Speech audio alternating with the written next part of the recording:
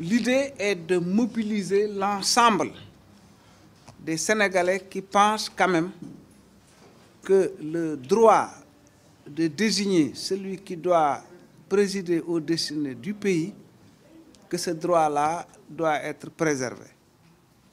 Tous ceux qui sont convaincus de ça, nous les appelons à participer à la journée nationale d'action du 13 juillet.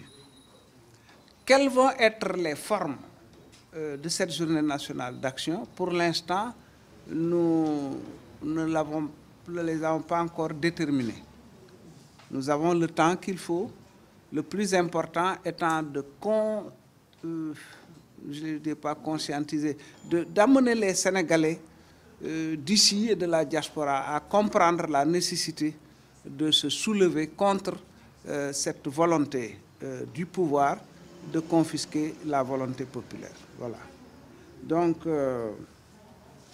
l'idée, c'est en tout cas de tous les départements du pays se mobilisent. On ne demande pas aux gens de la diaspora, on ne demande pas aux gens de venir à Dakar. Il y a des millions de gens à Dakar qui peuvent se mobiliser, à Pikine, Guédiawaye, Rufisque. Mais dans chaque autre département du pays, nous demandons aux Sénégalais de se mobiliser. Les formes seront déterminées plus tard. La diaspora également, nous profitons de cette occasion pour dire à nos représentants dans la diaspora de tout faire également pour que le 13 juillet soit une journée extrêmement vigoureuse de protestation dans l'essentiel des pays où la diaspora sénégalaise se trouve. Pour ce qui concerne les actions juridiques et diplomatiques, les actions juridiques, nous avons estimé, c'est vrai, que le Conseil constitutionnel a l'habitude de se déclarer soit incompétent, soit donne raison au pouvoir. Mais nous continuerons à saisir le Conseil constitutionnel.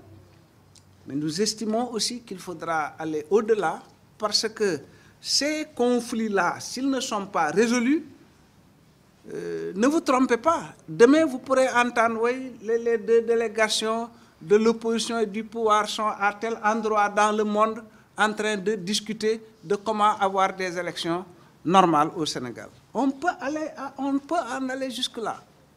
Donc, il faut saisir la CEDEAO, saisir l'Union africaine, saisir les Nations unies. Donc ça, ce sont des actions que nous envisageons de mener. Les actions diplomatiques, c'est d'une part en direction des instances de légitimation de notre pays, c'est-à-dire les autorités religieuses et coutumières. Nous avons ici des autorités qui sont écoutées, qui sont respectées. Nous irons les voir. Nous leur dirons que ce qui avait fonctionné et qui a pu permettre des alternances démocratiques et pacifiques depuis 25 ans, pendant 25 ans, c'est ça que le régime actuel est en train de démanteler. Nous avons dit, nous leur dirons que pendant ces 25 ans, les règles ont été acceptées de façon consensuelle. Si bien que lorsque le président Diouf a perdu, il a appelé le président Wade et l'a félicité et il est parti. Quand Wade a perdu le pouvoir, il a appelé Macky Sall, il l'a félicité et il est parti. Si lui, il veut changer les règles, on doit se mettre d'accord sur ces changements-là. Si on n'est pas d'accord, mais on doit retourner au consensus qui avait permis des alternances démocratiques et pacifiques dans ce pays. Si maintenant lui décide qu'il va changer ces règles sans consensus et par la force, on n'a pas besoin de faire un dessin pour savoir qu'on va à des difficultés.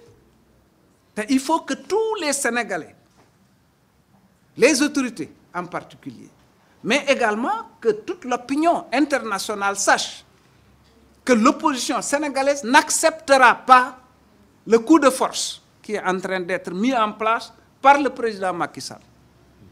Nous ne l'accepterons pas. Alors ça, donc, nous irons le dire aux autorités religieuses. Nous leur demanderons d'user de leur influence pour sauver le Sénégal de lendemain incertain. Nous irons aussi voir un certain nombre de pays dont les dirigeants sont écoutés par le président Sall.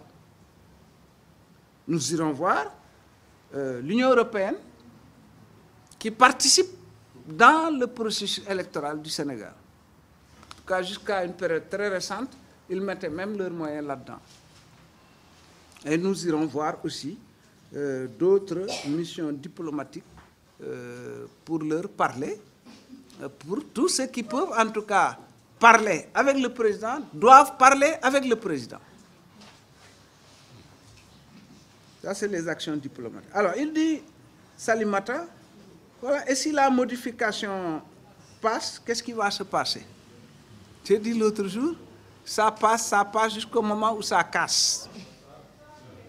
Je vous rappelle que le 14 octobre, la marche que nous avons effectuée sur le boulevard Général de Gaulle nous avait permis de ramener une loi qui avait été déjà votée pour la modifier dans le sens de ce que nous voulions, et les mêmes députés qui avaient voté contre nos propositions ont voté la loi une fois nos propositions introduites parce que Macky Sall le voulait.